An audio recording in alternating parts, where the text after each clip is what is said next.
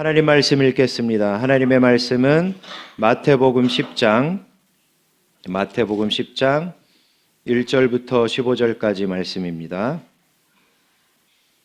마태복음 10장 1절부터 15절 말씀 한 목소리로 읽겠습니다. 시작. 예수께서 그의 12제자를 부르사 더러운 귀신을 쫓아내며 모든 병과 모든 약한 것을 고치는 권능을 주시니라. 12사도의 이름은 이러하니 베드로라 하는 시몬을 비롯하여 그의 형제 안드레와 세베대의 아들 야고보와 그의 형제 요한, 빌립과 바돌로메, 도마와 세리 마테, 알포의 아들 야고보와 다데오, 가나나인 시몬 및 가룟 유다 곧 예수를 판자라. 예수께서 이 12를 내보내시며 명하여 이르시되 이방인의 길로도 가지 말고 사마리아인의 골도 들어가지 말고 오히려 이스라엘 집에 잃어버린 양에게로 가라. 가면서 전파하여 말하되 천국이 가까이 왔다 하고 병든 자를 고치며 죽은 자를 살리며 나병한 자를 깨끗하게 하며 귀신을 쫓아내되 너희가 거저 받았으니 거저 주라. 너희 전대에 금이나 은이나 동을 가지지 말고 여행을 위하여 배낭이나 두벌 옷이나 신이나 지팡이를 가지지 말라. 이는 일꾼이 자기의 먹을 것 받는 것이 마땅함이라. 어떤 성이나 마을에 들어가든지 그 중에 합당한 자를 찾아내어 너희가 떠나기까지 거기서 머물라. 또 그 집에 들어가면서 평안하기를 빌라. 그 집이 이에 합당하면 너희 빈 평안이 거기 임할 것이요 만일 합당하지 아니하면 그 평안이 너희에게 돌아올 것이니라. 누구든지 너희를 영접하지도 아니하고 너희 말을 듣지도 아니하거든 그 집이나 성에서 나가 너희 발의 먼지를 떨어 버리라.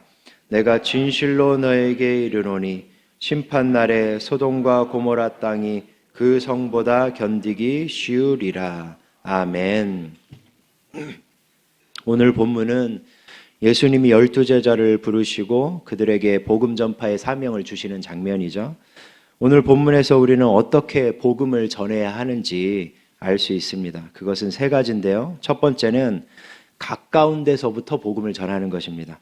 함께 5, 6절을 다시 한번 읽어보겠습니다. 시작.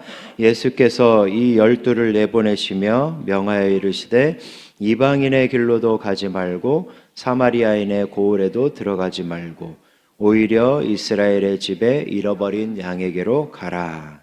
아멘. 여기에서 이스라엘 집에 잃어버린 양은 유대인들을 가리키죠. 이방인은 그렇다고 쳐도 사마리아인들은 혼혈이긴 하지만 같은 유대민족으로 볼 수 있거든요. 같은 하나님을 섬겼고. 그런데도 예수님은 유대인들에게만 가라고 말씀하십니다. 왜 이렇게 말씀하셨을까요? 그 이유는 복음 전파도 순서 있게 하는 것이 효과적이기 때문입니다. 가령 우리 교회가 송현동에 심겨져 있잖아요. 그런데도 불구하고 송현동은 돌보지 않고 송현동에 복음을 전하지 않고 해외 선교에만 열중한다면 복음 전파의 효과가 떨어지죠. 해외 선교는 쉬운 게 아니잖아요. 하나님이 우리 교회를 송현동에 심으신 이유는, 동구에 심으신 이유는 1차적으로 송현동에, 동구에 잃어버린 영혼들을 위해서인 것입니다. 따라서 우리는 가까운 데서부터 먼 데라는 순서로 복음을 전할 필요가 있습니다. 물론 먼 데로 특별히 부르심을 받은 사명자들이 있죠. 그들이 누군가요? 선교사님들이에요. 선교사님들이 먼 데로 부름받은 이유는 그 먼 데에는 교회도 없고 전도자도 없기 때문이죠. 이렇게 특수한 부르심이 아닌 경우라면 우리 교회는 지역교회라는 걸 명심해야 돼요. 우리가 보통 교회를 부를 때 지역교회라고 말할 때는 그 지역을 위한, 그 지역의 영혼들을 위한 교회다라는 의미예요. 이 순서는 꼭 교회 차원에서만 적용되지 않습니다. 우리 개인에게도 적용이 되겠죠. 우리가 복음을 전할 때는 가까운 우리 가족들과 이웃들을 우선순위로 염두를 해둬야 합니다. 우리가 그들의 가족이자 이웃인 이유가 뭘까요? 하나님이 우리를 그들보다 먼저 구원하신 이유가 뭘까요? 가장 가까운 가족과 이웃에게 먼저 복음을 전하라고, 그들을 통해서 우리를 통해서 그들을 구원하시려고 우리를 그들의 가족과 이웃을 삼아 주신 것입니다. 우리 모두 가까운 데서 잃어버린 영혼들을 찾고 그들에게 복음을 전하는 우리가 되길 예수님의 이름으로 축원합니다. 두 번째로 제자는 거저주는 마음으로 복음을 전해야 합니다. 거저주는 마음으로요. 함께 8절을 읽겠습니다. 8절입니다. 시작. 병든 자를 고치며 죽은 자를 살리며 나병한 자를 깨끗하게 하며 귀신을 쫓아내며 너희가 거저받았으니 거저주라. 아멘. 여기서 제자들이 거저받은 것은 뭘 가리킬까요? 바로 앞에 나온 병든 자를 고치고 죽은 자를 살리고 귀신을 내쫓는 은사입니다. 하지만 무엇보다 제자들이 거저받은 게 있어요. 이런 은사들은 그때그때 나타날 수도 있고 안 나타나기도 했잖아요. 제자들이 실패하기도 했잖아요. 근데 제자들이 항상 가지고 있었던 거저받은 것이 있었어요. 그게 뭘까요? 복음입니다. 복음. 그들은 예수님으로부터 복음을 거저받고 영생을 얻었죠. 그러니 그 복음을 거저주라는 것입니다. 9절과 10절도 같은 의미로 볼 수 있어요. 9절과 10절을 보면 여행 경비나 물품을 챙기지 말라고 말씀하십니다.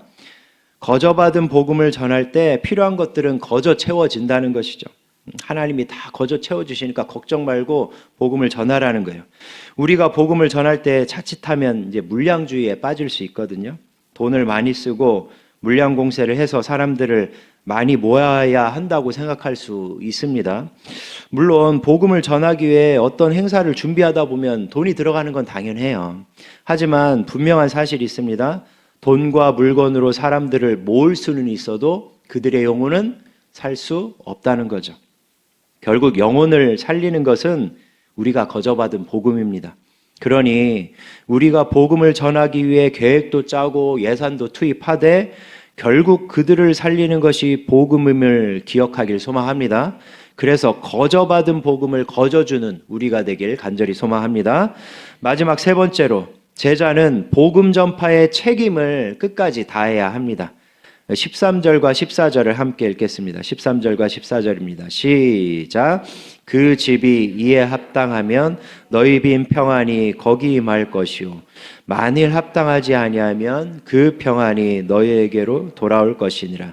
누구든지 너희를 영접하지도 아니하고 너희 말을 듣지도 아니하거든 그 집이나 성에서 나가 너희 발에 먼지를 떨어버리라. 아멘.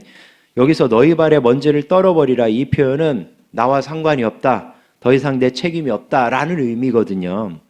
따라서 이 말씀은 복음 전파는 제자들의 책임이지만 그 결과는 누구의 책임이라는 걸까요? 복음을 들은 사람들의 책임이라는 거예요. 맞습니다. 우리에게는 복음 전파의 책임만 있고요. 우리가 그 결과까지 책임질 수는 없는 거죠. 복음을 전해보신 분들은 알아요. 세상에서 사람 힘으로 가장 안 되는 게 뭐예요? 복음을 믿게 하는 거예요. 구원받는 걸 사람 힘으로 되는 게 아니잖아요. 그러니 누군가를 억지로 믿게 하는 시도는 삼가해야 합니다. 기독교 역사를 보면 막 총과 칼을 들이대고 개종시키는 그런 역사 많았거든요. 그래가지고 그런 땅을 보면 원래 토착신앙과 그 기독교 신앙이 섞여가지고 이상한 신앙이 돼버리고 그랬어요. 그러니까 이게 믿게 하는 건 그게 사람 힘으로 하는 게 아닌 거죠. 제가 아는 어떤 권사님은 엄청 후회하는 것이 있습니다. 어릴 때 아들을 너무 억지로 교회로 끌고 다닌 거예요. 믿게 한 거예요. 물론 당연히 이제 신앙을 심어주기 위해서 그렇게 하신 거는 이해가 되죠. 근데 이제 그때 아들이 반항심을 꾹꾹 눌러놨다가 언제 폭발시킨 거예요? 성인이 돼서. 그러니까 감당이 안 되는 거죠. 물론 저는 그런 자녀들도 언젠가는 이제 돌아온다고 믿습니다. 통계를 보면 주일학교를 뭐 억지로 다녔던 자발적으로 다녔던 그런 아이들이 떠났다가 돌아오는 확률이 70% 이상이에요. 그러니까 어릴 때 신앙이 진짜 중요합니다. 어쨌든 우리가 잊지 말아야 될 것은 우리의 책임은 그저 끝까지 복음을 전하는 것이지 우리가 믿게 할 수 있는 힘은 없는 거니까 우리의 책임은 끝까지 복음을 전하는 것에만 있다는 걸 꼭 기억해야 됩니다. 아, 목사님 아무리 전해도 믿지 않던데요. 이제는 지쳤습니다. 라는 생각이 들어도 복음 전파의 책임은 끝까지 다하시기 바랍니다. 뭐든지 끝날 때까지 끝난 게 아니거든요.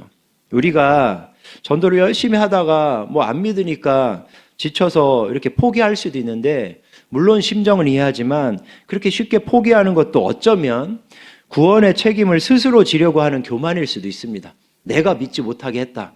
그런데 믿게 하는 거는 그냥 하나님의 영역이니까 그 결과는 하나님께 맡겨드리고, 그냥 나는 이 사람이 지금 믿든 안 믿든 10년 동안 믿든 안 믿든 30년 동안 믿든 안 믿든 내가 살아있는 한, 그가 살아있는 한 끝까지 복음을 전하는 거죠. 그가 언제 구원받을지 어찌 알겠어요. 제 할아버지가 소천하기 직전에 구원받으신 것처럼 우린 끝까지 복음을 전할 책임만 있을 뿐입니다. 그러니 새벽마다 부르짖는 가족 구원에, 이웃 구원의 기도를 포기하지 마시기 바랍니다. 그리고 끝까지 살아있는 동안은 끝까지 복음을 전하는 책임을 다하시길 예수님의 이름으로 축원합니다.